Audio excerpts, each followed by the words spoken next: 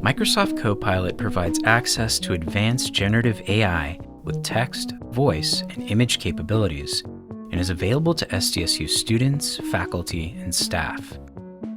Copilot can be accessed from any web browser and newer versions of Windows 11.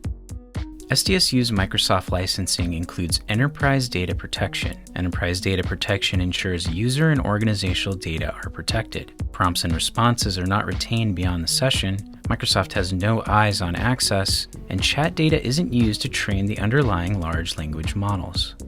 Even with Enterprise Data Protection, it's still best practice to avoid entering sensitive or confidential information. To access Copilot on the web, navigate to m365.cloud.microsoft. You will want to ensure you log in with your work or school account, which is your SDSUid. Once logged in, you will see a protected badge in the top right corner when using Copilot, letting you know Enterprise Data Protection is active. To begin using Copilot, enter your prompt into the Message Copilot text box and hit Enter. Use this to generate text, code, and even images.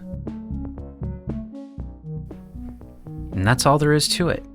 We hope you find Microsoft Copilot to be a valuable tool to enhance teaching and learning experiences here at SDSU.